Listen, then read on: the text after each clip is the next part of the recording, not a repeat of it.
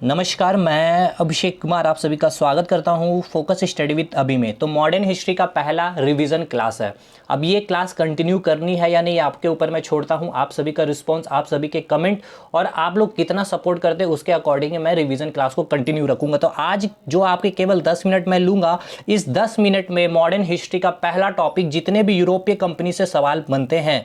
अब यहाँ से आपके रेलवे काफ़ी ज़्यादा सवाल पूछा भी था और अभी आपके एग्जामिनेशन में पूछे भी जाएंगे। 3 महीने तक आपका पेपर चलने वाला है। दूसरी बात, क्या ये नोट्स केवल आपके एनटीपीसी के लिए इंपॉर्टेंट है? नहीं, एनटीपीसी के साथ साथ आपका एसएससी का, सीएचएसएल का पेपर हो, सीजीएल का पेपर हो, कोई भी पेपर हो, जेई का पेपर हो, उसके बाद आपका अगर यहाँ पे स्टेट में सीजीएल का पेपर हो, झारखंड सीजीएल हो, या फिर आप बिहार एसआई का पेपर देने वाले हो, चाहे आपका इंटेलिजेंस ब्यूरो का पेपर हो, यहाँ का पूरा मतलब इस टॉपिक का मैंने पूरा निचोड़ यहाँ पे रख दिया। तो केवल 10 मिनट आपको टाइम देना है।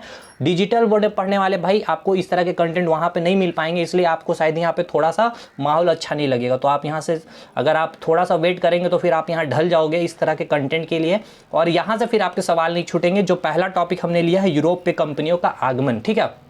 तो अब हम अपना क्लास स्टार्ट करते हैं और इस क्लास को कंटिन्यू इसी प्रकार से हिस्ट्री, मॉडर्न हिस्ट्री, उसके बाद पॉलिटी, उसके बाद ज्योग्राफी, उसके बाद स्टैटिक, सारा कुछ करेंगे। बट रिस्पांस करता है आप लोग के ऊपर, कैसा आप लोग रिस्पांस देते हैं, क्योंकि काफ़ी मेहनत लगती है हमें यहाँ पे। तो पहला जो कंपनी थी पुर्तगाली कंपनी थी। तो यहाँ से स्टार्ट करते हैं इंपॉर्टेंट, यहाँ से जो पॉइंट आपके बनते हैं। तो पहला जो है पूछा जाएगा, सबसे पहले भारत आने वाला कौन था? तो पुर्तगाली था। कब आया था? तो 1498 में आया था। और भारत से वो कब गए? तो 1961 में। अंग्रेज 1947 में गए। तो याद रखिएगा सबसे अंतिम में जाने वाले कौन था? तो पुर्तगाली था। ये भी पूछा गया हुआ सवाल है। दूसरी बात, मैं आपको इन्फॉर्मेशन दे दूं, यहां से आपके 30 प्लस सवाल रेलवे ने पूछे हैं। आपके पहले एनटीपीसी का जो पेपर हुआ था 2016-17 में, उसके बाद आपके जो अभी आरपीएफ का पेपर हुआ, जेई का पेपर हुआ और ग्रुप डी के पेपर हुए। बोला जाता है ग्रुप डी में नहीं पूछे जाते हैं, लेकिन यहां पे मैंने पूरे टिक मार के रखा है जो आपके पूछे गए हैं, और जो आपसे पूछे जा सकते हैं वो पूरा फैक्ट भी यहां मैं रख दिया हूं। अब बातें करते हैं। सबसे पहले पुर्तगाल आया कब था भारत? 1498 में। सबसे पहले आने वाले कौन है? पुर्तगाली है। अंतिम में सबसे जाने वाले कौन थे? तो पुर्तगाली थे। और कब ये गए थे? 1961 में गए थे। पूछा जाएगा प्रथम व्यक्ति कौन है? प्रथम व्यक्ति पुर्तगाली कौन है जो भारत आया था? तो वास्को डिगामा था। कब आया था? 1498 में आया था। दूसरी बात आपसे पूछी जाएगी, ये वास्को डिगामा जो भारत आए थे कहाँ आए थे? तो केरल के कालीकट घाट में आए थे। उस समय केरल के राजा कौन थे? तो जमुरीन राजा थे। ये आपसे एक्सपेक्टेड है कि ये आपका सवाल पूछा जा सकता है, राजा का नाम यहाँ पे। नेक्स्ट आपसे पूछा जाएगा, जब वास्को डिगामा भारत आया था उस समय पुर्तगाल के राजा कौन थे? तो हेनरी द नेविगेटर थे। ये आपके आईबी के पॉइंट ऑफ व्यू से और एसएससी सीजीएल के पॉइंट ऑफ व्यू से काफी इंपॉर्टेंट है। तो आपसे पूछा जाएगा, जब वास्को डिगामा भारत आया था उस समय पुर्तगाल के राजा कौन थे? तो हेनरी द नेविगेटर थे, पुर्तगाल के राजा थे। नेक्स्ट आपसे पूछा जाएगा, दूसरे पुर्तगाली उस व्यक्ति का नाम बताएं जो भारत आए। तो कैब्राल थे, जो 1500 ईस्वी में आए थे। 1498 में वास्को डिगामा आए और उसके बाद फिर से आपके वास्को डिगामा आएंगे 1502 में, और फिर से आपके 1524 में वास्को डिगामा भारत आते। तो वास्को डिगामा 3 बार भारत आते हैं। लेकिन आपको यह याद रखना है, पूछा जाएगा कि दूसरे पुर्तगाली व्यक्ति का नाम बताइए जो भारत आया था। तो कैब्राल थे। कब आए थे? 1500 ईस्वी में। दूसरी बार वास्को डिगामा कब आए? 1502 में। तीसरी बार कब आए? 1524 ईस्वी में। नेक्स्ट आपसे पूछा जाएगा, पुर्तगालियों ने जो अपनी व्यापारिक कोठी कहां पर बनाई थी? तो कोचीन में 1503 में। देखिए व्यापारिक कोठी क्या थी? एक्चुअली पुर्तगाल जो आए थे, पुर्तगाली भारत में व्यापार करने के लिए, और कौन सी चीज की? तो मसाले की। ये भी आपसे पूछा जा सकता है, मसाले की व्यापार करने के लिए आए थे। तो ये जो आए थे, और कुछ चीजें यहां से देखिए, कुछ चीज़ें पुर्तगालियों की भी काफ़ी चीज़ें देन है, जैसे तंबाकू हो गया, आलू हो गया, प्रिंटिंग प्रेस वगैरह देन था। तो ये यहाँ पे एक व्यापारी कोठी, मतलब कि छोटा सा एक जैसे कि फैक्ट्री टाइप का बना लेते थे, ठीक है। तो उन्होंने पहला फैक्ट्री जो बनाया था कहाँ पर? तो कोचीन में बनाया था 1503 में। डिटेल नहीं, पूरा फैक्ट हम लोग यहाँ पढ़ने वाले हैं। मसाले के व्यापार के लिए आए हुए थे। दूसरा, अब एक इंपॉर्टेंट पॉइंट यहाँ से पढ़ना है कि जो ये लोग व्यापारिक कोठी बनाए थे यहाँ पे, ठीक है। देखिए ये जो व्यापारिक कोठी जो यहाँ पे बनाए थे, इन्होंने यहाँ पे नियंत्रण रखने के लिए कई सारे गवर्नर को अपॉइंट किए। तो 3 गवर्नर आपको याद रखना पुर्तगाली के। पहला जो है फ्रांसिस्को डी अल्मेडा, अल्बुकुर्क, और एक जो है आपके नीनो डी कुना, ठीक है। तो पहला सवाल यहां से पूछा गया था कि प्रथम गवर्नर कौन थे पुर्तगाली के? तो फ्रांसिस्को डी अल्मेडा। तो देखिए टिक मार्क यहां लगा हुआ है। और यहां से एक सवाल और पूछा जा सकता है आपके आईबी या फिर एसएससी में कि नीले जल की नीति अपनाने वाले कौन थे? तो फ्रांसिस्को डी अल्मेडा थे। नेक्स्ट दूसरे गवर्नर कौन थे? तो अल्बुकर्क थे। अल्बुकर्क थे और वास्तविक पुर्तगालियों का वास्तविक संस्थापक अगर पूछा जाएगा तो ये थे अल्बुकर्क थे। तो ये आपसे पूछा गया था एनटीपीसी में, वास्तविक पुर्तगालियों के वास्तविक संस्थापक कौन थे, तो फ्रांसिस्को डी अल्मेडा, अल्बुकर्क और नीनो डी कुना, ये तीनों ऑप्शन में थे, तो आपको जवाब देना अल्बुकर्क। दूसरे गवर्नर थे और इन्होंने क्या किया था, 1510 में बीजापुर का शासक था जो राजा था वहां का यूसुफ आदिल शाह से उसको पराजित किया और गोवा को क्या किया, जीता। ठीक है, तो गोवा को जीतने वाला कौन था, तो अल्बुकर्क थे। कब जीता था, 1510 में। तो ये कौन सी ईस्वी होगी, तो 16वीं सदी होगी। ठीक है, 16वीं सदी, ये भी आपका एनटीपीसी में पूछा गया सवाल है। मैं आपको इधर दिखा दूं, गोवा की भूमि पर 16वीं सदी में, ठीक है, गोवा की भूमि पर पुर्तगाली कौन सी सदी में आए थे, तो 16वीं सदी। देखिए जब भी 1500 पार होता है, अगर आपने मेरे हिस्ट्री की डिटेल वीडियो देखी हो तो आपको समझ में आ गया होगा, 1500 पार आपका 16वीं सदी में चला जाता है। ठीक है, ये पूछा गया सवाल है आपका।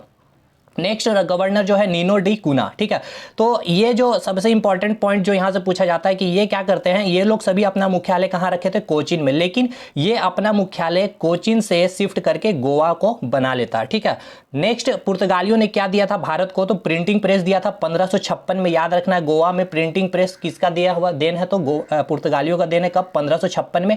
तंबाकू और आलू, बस इतना आपको याद रखना है, पुर्तगालियों से हमें मिला। नेक्स्ट 1961 में गोवा एवं दमन द्वीप को भारतीय संघ में विलय किया, मतलब गोवा और दमन द्वीप पर जो आपके पुर्तगाली थे कब्जा कर लिया था, लेकिन 1961 में एक आंदोलन चला गया था, गोवा मुक्ति आंदोलन। ठीक है, गोवा मुक्ति आंदोलन, उसके सहायता से ही गोवा और दमन द्वीप को भारतीय संघ में मिलाया गया, मतलब पुर्तगालियों से आजाद किया गया और पुर्तगालियों को यहां से भगाया गया, तो 1961 में।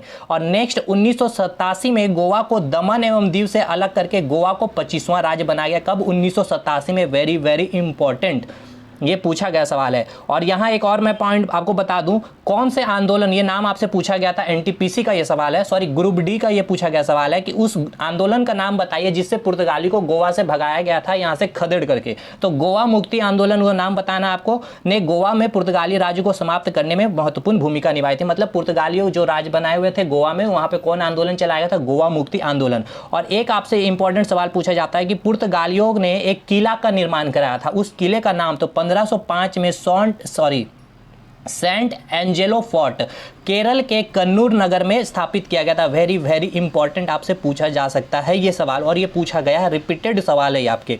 तो याद रखना, पुर्तगालियों के द्वारा कौन सा किला बनाया गया था, तो सेंट एंजेलो फोर्ट, क्योंकि अंग्रेज अभी 2-3 किले का नाम मैं बताऊंगा, वो भी काफी इंपॉर्टेंट है। तो पूछा जाएगा पुर्तगालियों के द्वारा बनाया गया उस किले का नाम क्या, तो सेंट एंजेलो फोर्ट। और बाद में जाकर के अंग्रेज इस किले को अपना, इस किलों पे क्या करेगा, अपना कब्जा कर लेगा। ठीक है, तो पुर्तगाली पूरा कंप्लीट हो गया। नेक्स्ट अब हम आगे चलेंगे अंग्रेज के ऊपर, ये भी थोड़ा सा डिटेल में इसको कंप्लीट करेंगे। अंग्रेज की अगर हम इंपॉर्टेंट बात कर ले तो अंग्रेज कब आए थे भारत में, तो अंग्रेज में जो ब्रिटेन में जो महारानी थी एलिजाबेथ ने, उन्होंने हस्ताक्षर किया था, एक सिग्नेचर किया था 31 दिसंबर 1600, वेरी वेरी इंपॉर्टेंट, 31 दिसंबर 1600 में ईस्ट इंडिया कंपनी को भारत में व्यापार करने की अनुमति मिली थी। किसने दिया था अनुमति, महारानी एलिजाबेथ। पूछा गया सवाल है ये आपका।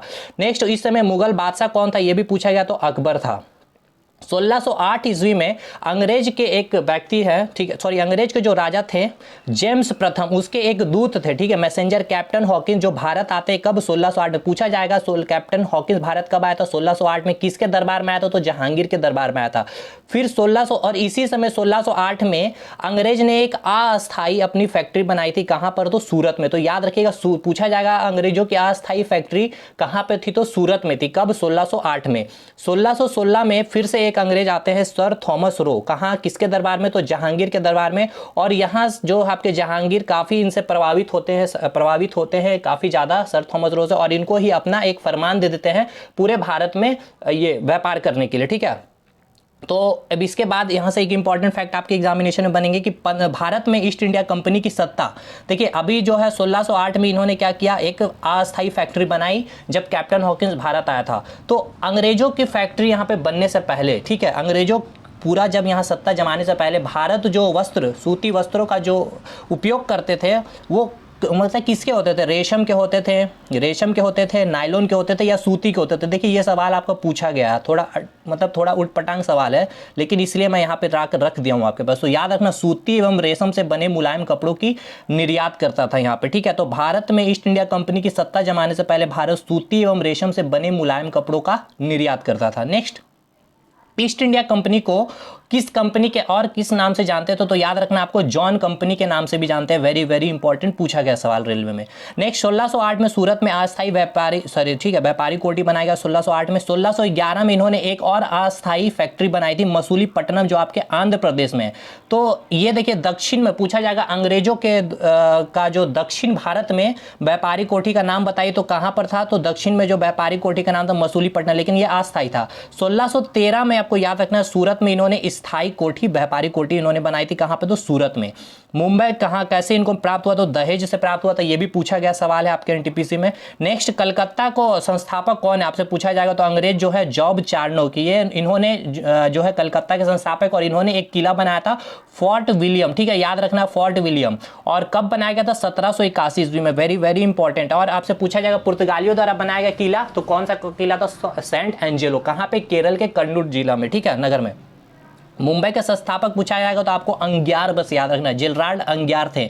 और मद्रास के संस्थापक कौन थे, तो फ्रांसीसी डे थे। और यहीं फिर इसके बाद जो अंग्रेज क्या करते हैं, सेंट एंजेलो फोर्ट जो पुर्तगालियों द्वारा बनाया गया था 1505 में, इन पर क्या कर लेता है, ये कब्जा कर लेता है। तो आपको 3 किले हो गए, एक तो सेंट एंजेलो हो गया, एक विलियम फोर्ट, ठीक है, विलियम फोर्ट किसने बनाया था, जॉब चार्नोक ने, अंग्रेजों के द्वारा बनाया है। और कलकत्ता के संस्थापक कौन है, तो जॉब चार्नोक थे। कब बनाया गया था ये किला, 1781। मुंबई के संस्थापक कौन थे, तो जेराल्ड अंग्यार, ठीक है। नेक्स्ट अब जो है छोटे छोटे चीजें हैं, यहाँ पे कंपनी आएगी डच।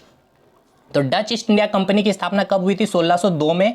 ये कहाँ के निवासी थे, हॉलैंड और नीदरलैंड के। और प्रथम नागरिक का नाम बताइए, जो डच प्रथम नागरिक जो भारत में आने वाले कौन थे, तो हाउटमैन थे। और इन्होंने अपना जो व्यापारिक कोठी बनाए थे कहाँ, तो मसूलीपट्टनम में 1605 में। और इन्होंने यहाँ पर किस चीज का ट्रेड व्यापार करने के लिए, तो याद रखिएगा इन्होंने मसालों की नहीं, इन्होंने जो आपका जो मेन इन्होंने ज्यादा प्राथमिकता दी थी वस्त्रों के, ठीक है, सूती वस्त्र। तो सूती वस्त्र का देन किसका है भारत में, तो याद रखिएगा डचों का ही देन है। और ये कहां के निवासी है, तो हॉलैंड और नीदरलैंड के निवासी है। और आपसे पूछा जाएगा डचों का पूरा यहां पे भारत में जो अपना पूरा पावर या फिर जो भी व्यापार करने का जो समाप्त होता है भारत में, अंग्रेजों के द्वारा इन पे क्या किया जाता है, युद्ध किया जाता है 1759 में, बेदरा का युद्ध, ठीक है, पूछा गया सवाल, ये बहुत बहुत वेरी वेरी इंपॉर्टेंट है। 1759 में बेदरा के युद्ध में डच का पतन अंग्रेजी सेना के नेतृत्व में लॉर्ड क्लाइव जो है थे अंग्रेजों की सेना का नेतृत्व कर रहे थे। तो डचों का जो पतन होता है भारत में कौन सी युद्ध के बाद, 1759 में बेदरा के युद्ध के बाद में, ठीक है। उसके बाद अंग्रेज पूरा कैप्चर कर लेते हैं इनके व्यापारी कोठी मसूलीपट्टनम पे, ठीक। तो ये जो जोड़ दिए थे कि इस पे मसालों के ऊपर नहीं, सूती वस्त्रों के ऊपर, ठीक है, सूती वस्त्र को दो। आपसे पूछा जाएगा सूती वस्त्र किसका देन है, तो याद रखना आपको डचों का देन है भारत में। नेक्स्ट आपका डेनिस, 1616 में डेनिस ईस्ट इंडिया कंपनी की संस्थापना हुई। तो पूछा जाएगा डेनिस ईस्ट इंडिया कंपनी की स्थापना कब हुई थी, 1616 में। और पहला व्यापारी कोठी कहाँ था, त्रंकवेबार में, ठीक है, त्रंकवेबार तमिलनाडु में जो है। और ये कहाँ के निवासी थे, तो डेनमार्क के निवासी। बस ये 3 पॉइंट आपको याद रखना है। इन्होंने 1616 में ईस्ट इंडिया कंपनी की स्थापना की थी। व्यापारी कोठी कहाँ है, तो त्रंकवेबार तमिलनाडु में। कहाँ के निवासी थे, डेनमार्क के। नेक्स्ट फ्रांस से आपसे पूछा जाएगा सवाल। तो फ्रांस से इंपॉर्टेंट जो आपके बनते हैं सवाल कि ये कब आए थे, फ्रांसीसी ईस्ट इंडिया कंपनी की स्थापना 1664 में हुए थे। और फ्रांसीसी ईस्ट इंडिया कंपनी के संस्थापक फाउंडर कौन थे, तो कोबाल्ट थे। ये आपसे पूछा, कोलबर्ट थे, कोबाल्ट नहीं थे, कोलबर्ट थे, ये आपसे पूछा जा सकता है। और इनका पहला व्यापारी कोठी का नाम आपसे पूछा जाएगा, ये कहाँ पे बनाए थे, तो सूरत में बनाए थे। और इनके एक प्रमुख गवर्नर थे डुप्ले। तो आपसे ये डुप्ले बहुत ही काफ़ी ज़्यादा मतलब कि बोल सकते हो पावरफुल ये गवर्नर था फ्रांसीसी की, इसलिए ये नाम आपको याद रखना। डुप्ले कहाँ का था, तो फ्रांस के थे। अंग्रेज और फ्रांस के बीच 3 कर्नाटक युद्ध हुए। तो पूछा जाएगा कर्नाटक युद्ध किन के बीच हुआ था, तो अंग्रेज और फ्रांस के बीच में हुआ था, ठीक है। नेक्स्ट आपसे पूछा जा सकता है कि प्रथम कर्नाटक युद्ध की समाप्ति, देखिए 3 कर्नाटक युद्ध हुआ, किसके बीच कर्नाटक युद्ध था, अंग्रेज और फ्रांस के बीच। तो प्रथम कर्नाटक युद्ध जब हुआ था, क्यों हुआ था, देखिए ऑस्ट्रिया जो कंट्री है वहां पर ये फ्रांस और इंग्लैंड जो थे अपने उत्तराधिकार जमाने के लिए वहां पे युद्ध कर रहे थे। तो वहां पे हो रहे थे, तो यहाँ पे भी फ्रांस इंग्लैंड, तो इन लोगों के बीच भी युद्ध होने लगे। तो अंग्रेजों ने कुछ जलपोत क्या कहते हैं फ्रांस के कब्जा कर लिए थे, जिसके कारण ये प्रथम कर्नाटक युद्ध हुए। और प्रथम कर्नाटक युद्ध की समाप्ति के लिए एक संधि हुई, एला सापेल संधि, फ्रांस और कर्नाटक के बीच में। और ये मद्रास जो थे, मद्रास पे कब्जा कर लिया था फ्रांस ने। और ये संधि के बाद ये मद्रास अंग्रेज को दे दिया गया। तो पूछा जाएगा कि प्रथम कर्नाटक युद्ध की समाप्ति जो हुई थी, या फिर प्रथम कर्नाटक युद्ध क्यों हुई थी, तो मद्रास पर कब्जा कर लिया था फ्रांस ने। ये पूछा जाएगा आपसे ये सवाल। इसका मेन जो सवाल पूछने का यहाँ पे जो बनेगा आपके एग्जाम में, क्यों हुई थी प्रथम कर्नाटक युद्ध? तो फ्रांस ने क्या किया था, मद्रास पे कब्जा कर लिया था और यहाँ पे कौन सी संधि हुई थी, आयला सापिल संधि। इस संधि के तहत मद्रास अंग्रेजों को वापस कर दिया था फ्रांस ने। और दूसरी कर्नाटक युद्ध हुई, उससे कोई इंपॉर्टेंट सवाल नहीं बनेंगे। तीसरे कर्नाटक युद्ध में आपसे पूछा जाएगा कि 1760 में वंडीवास, कहां पे वंडीवास, इस तरह से भी पूछा जाएगा, तो तमिलनाडु में। इस युद्ध में क्या हुआ था, फ्रांसीसियों की हार हो जाती है और पूरी तरह से इस युद्ध के बाद फ्रांसीसी जो होते हैं भारत छोड़कर चले जाते हैं और अंग्रेज जो होते हैं पंडिचेरी पर अपना अधिकार कर लेते हैं। ठीक है, तो बस इतना आपके लिए इंपॉर्टेंट है। और एक ही चीज़ और, आपसे पंजाब विजय से भी आपके सवाल पूछ सकते हैं। ये मतलब ये सवाल आपसे पूछा गया था, पूछा जाएगा कि अंग्रेजों ने सबसे अंत में कहाँ पे मतलब युद्ध करके विजय हासिल किया, तो पंजाब में। जहाँ के राजा कौन थे, रंजीत सिंह। ये पंजाब वाला सेक्टर पूरा आपका पाकिस्तान, लाहौर जो देख रहे हो ना, वो पूरा एरिया है पंजाबी वहाँ का। तो उसके पूरा राजा जो थे रंजीत सिंह थे, काफ़ी मजबूत राजा थे, काफ़ी दमदार राजा थे। और पंजाब पर जब विजय हुआ था कब, तो याद रखना 2 सिख युद्ध हुए थे, अंग्रेज और सिख के बीच, यानी कि आंग्ल सिख युद्ध हुए थे। अंग्रेज और सिखों के बीच में 2 आंग्ल सिख युद्ध हुए थे। तो 1849 में आपको याद रखना ये डेट, ये पूछा गया सवाल है, इसलिए मैं आपको यही मेंशन कर दिया हूं। हालांकि ये नेक्स्ट वीडियो में मैं करूंगा। लॉर्ड डलहौजी, ठीक है, जो लॉर्ड डलहौजी जो थे, उन्होंने पंजाब को ब्रिटिश सरकार के अधीन किया था। कब, 1849 में, द्वितीय आंग्ल सिख युद्ध में। तो कब, कौन से, तो प्रथम आंग्ल सिख युद्ध या तो द्वितीय आंग्ल सिख, तो आपको याद रखना है द्वितीय आंग्ल सिख युद्ध में आपको पंजाब को ब्रिटिश सरकार के अधीन किया गया था यहाँ पे। ठीक है ना, पंजाब को क्या किया था, अंग्रेजों के अधीन कर लिया गया था। तो 15 मिनट हो गया इस वीडियो को खत्म करने में, थोड़ा जल्दी खत्म किया क्योंकि ये रिवीजन वीडियो मैं बनाया हूं ताकि पूरा फैक्ट आपको एक जगह यहाँ कलेक्ट मिल जाए। इसकी पीडीएफ आपको मिल जाएगी टेलीग्राम पे मेरे, तो मेरे टेलीग्राम ग्रुप को ज्वाइन कर लीजिए, आपको इसका लिंक भी डिस्क्रिप्शन बॉक्स में मिल जाएगा। तो चलिए मिलते हैं नेक्स्ट वीडियो में। और नेक्स्ट आपको रिवीजन क्लासेस चाहिए, आपके सपोर्ट आपके कमेंट के ऊपर डिपेंड करेगा। मिलते हैं नेक्स्ट वीडियो में, तब तक के लिए धन्यवाद।